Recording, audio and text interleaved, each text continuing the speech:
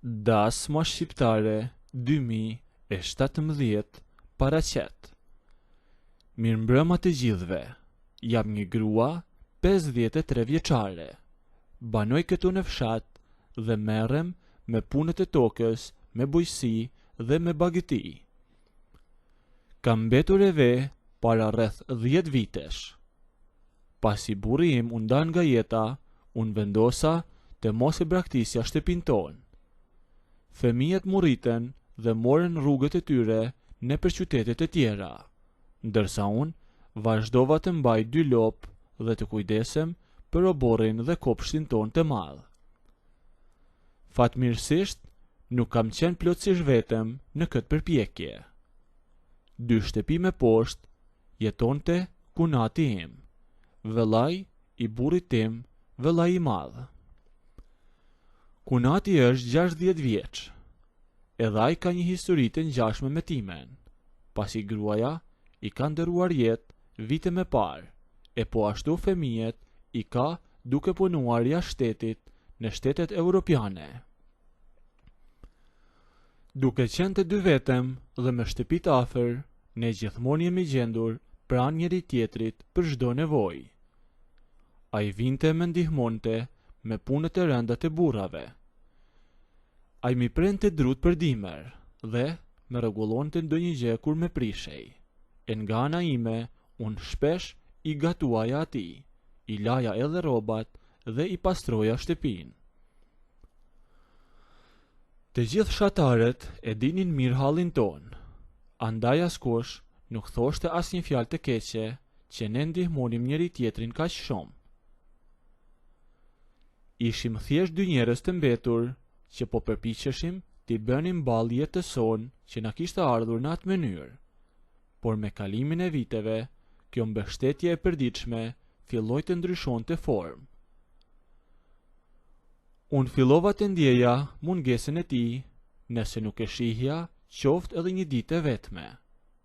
Por edhe ai kërkonte gjithmonë pretekste për të ardhur tek unë në shtëpinë time, qoftë edhe thjesht për të pirë një lëng frutash në mëngjes.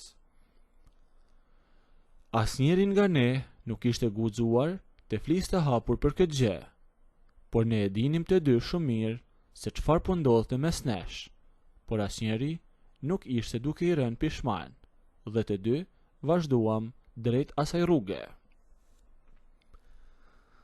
Tani jemi pothuajse në mesin e muajit qershor, dhe në fshat kjo është koha kur bëhet kositja e barit. Ne kemi një livadh shumë të madh, i cili ndodhet pak më larg fshatit ton. Është poshtë një kodre. Atje bari ishte rritur shumë dhe duhej kositur për të bërë san, në mënyrë që lopët të kishin ushqim të thatë për gjatë gjithë dimrit. E kishim lënë me fjalë që të shtunën në mëngjes herët të shkonim atje. Ai ka një traktor të vjetër, por që e ka ruajtur mirë, me të cilin bën gjithë punët e fshatit. Zhurmën e traktorit atë ditë dëgjova pas bardhur mirë drita. Ai kaloi para portës ime dhe unë ja bëra me dorë që të vazhdonte përpara, pasi do të shkoja vetë në këmbë pak më vonë. Përgatita ca ushqime që t'i kishim atje. Mora bukë që e kisha gatuar vetë, pak djathë të bardhë e domate nga kopshti im dhe një shishe të madhe me ujë të ftohtë. I mora këto gjëra dhe u nisa ngadalë drejt livadhit, edhe pse nuk e kisha shumë pranë, nuk vonova që të shkoja atje. Kur arrita atje, ai kishte filluar punën. Po vozinte traktorin me shumë mjeshtri, duke e prerë barin në rreshta të drejta. Unë eca drejt një cepi të livadhit dhe e lash torbën time me ushqime aty në bar. Mora sfurkun tim dhe fillova të punoja. Puna ime ishte e thjeshtë dhe jo e rëndë, por kërkonte shumë kohë. Duhet të ktheja barin e prerë që të thahej nga të gjitha anet prej diellit, dhe pastaj ta mblidhja në mullar të vegjël. Dielli filloi të ngjitej lart në qiell. Vapa u bë shumë e madhe. Era e barit e sapo prerë mbushi gjithë livadhin dhe ishte një aromë shumë e mirë që të kujtonte gjithmonë verët që kisha kaluar në atë livadh. Puna në bujqësi të jep vërtet shumë lodhje, por kur bëhet me dëshirë nuk të rëndon. Unë vazhdoja të mblidhja barin dhe her pas here e hidhja vështrimin nga traktori. Ai e drejtonte me qetësi dhe shpesh kthente kokën nga unë për të parë se deri ku kisha arritur. Edhe pse ishte 60 vjeç, nuk ishte nga këta burrat që kanë bark të madh. Kishte një fizik shumë të mbajtur dhe punonte pa ndalur fare ritmin. Rreth mesdites, dielli po na përvelonte. E zhurma e traktorit u ndal papritur dhe se ndëgjova më. Ai kishte fikur traktorin dhe kishte zbritur poshtë. Ma bëri me dorë që të lijas furkun dhe të pushonim. Në fund të livadhit ton, pikërisht aty ku mbaron kufiri me pyllin, kishim një arë shumë të madhe dhe mjaft të vjetër. Ajo bën një hije të madhe e të gjerë, e cila është shpëtimi i vetëm në ato ditë të nxehta. Unë nisëm të dy drejt asaj peme. Unë mora torbën me ushqime nga toka dhe eca pas tij. U futem në hijen e arrës dhe menjëherë unë ndje freskia. Filloi të frynte një erë lehtë, aq sa të lëvizte gjethet e mëdha të arrës. Ajo ul në barin e thatë dhe u mbështet plotësisht pas trungut të trashë të arrës. E unë hapa kesën, nxora ushqimet dhe i vura të gjitha mbi një pecet pelhure aty mbi bar.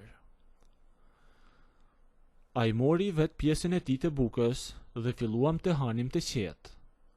Uji i ftohtë që kisha marrë me vete ishte fiks ajo që na duhej pas gjithë asaj pune në diell. Pasi mbaruam se ngrëni, e hoqa pecetin me ushqimet e mbetura dhe u ula pak më lirshëm aty në bar, e në livadh mbretëronte qetësia. Dëgjoheshin vetëm bulkthat dhe ndonjë zog lart në degët e arrës. E situata ishte mjaft e qetë, por ndryshe nga ditët e tjera, biseda mes nesh filloi të merrte një drejtim që se kisha bërë në plan. Kunati e la me njëherë muhabetin e Sanës dhe të lopëve. A nuk të vjen keq për veten që po të kalon jeta duke mbledhur bar me sfork, me thaj papritur me një zë të qerrët. Ndërsa unë qesha pak sa për të larguar tensionin që kishim aty. Po çfarë të bëj tjetër? Kjo është jeta që më ka rënë për hise. Dikush duhet t'i bëj edhe këto punë, thash. Ai nuk e la më aq. Ti je ende një grua shumë e re dhe e mbajtur, vazhdoi ai, duke u thelluar më shumë në fjalët e tij. Ty nuk të shkon kjo vetmi.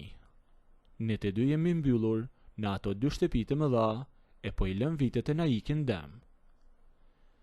E di shumë mirë që edhe ty të ka ardhur në majët e hundes, me tha ai.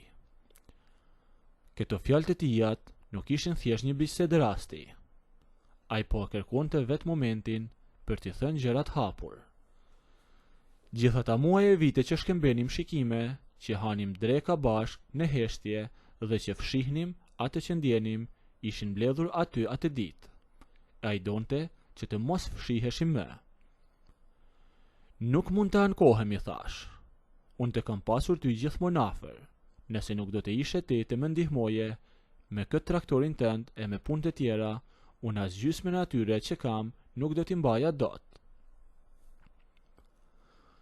Por unë nuk dua më që të ndihmoj si kunat, më tha ai me një vendosmëri që nuk ja kisha dëgjuar më parë. Unë dua të jemi bashk, të mos hapim më dy dyer shtëpije çdo darkë, por të hapim vetëm një. Ai ma kishte thënë troç atë që unë e kisha menduar me mira herë kur isha vetëm në shtëpinë time. E të dy ishim njerëz të lirë, pas një pengesë dhe nuk i kishim as kujt borxh për të justifikuar zgjedhjet tona. E dija që nëse do të nguroja aty, ky moment do të kalonte dhe ndoshta nuk do të vinte më kurrë ky shans. Nuk kisha ndërmend ta lija atë bisedë të përfundonte me aq. Dola aty pa u menduar 2 herë, ndërsa i rrinte i mbështetur tek trungu i arrës. Ai po priste reagimin tim, e ju do habiteni nga reagimi im që të gjeth. Unë gjita mbi një batanie që ishte aty e palosur dhe ula pranë tij. Ai ngriti një rendor dhe ma hodhi në qafë sikur donte të më përqafonte, por duke me mbajtur fort pranë vetes. E kapa me të dyja duart në 2 faqet e tija dhe e putha direkt në buzë që s'më shkonte mendja ndonjëherë se do e bëja. E ai filloi të më puthte me një herë. Ishte një puthje e plot, një puthje siç dinim ta bënim vetëm ne të dy. E ndoshta nuk ishte puthja më e mirë në botë, por për ne nuk ishte më të mirë. Puna e Livadhit dhe Sanes mund të priste për me vonë, ndërsa ne e shtruam atë batanie të palosur aty mbi bar. Dhe unë, nëse doni të ndëgjoni historinë deri në fund, bëjeni videon like, a nëse nuk doni, abonohuni ose bëjeni subscribe.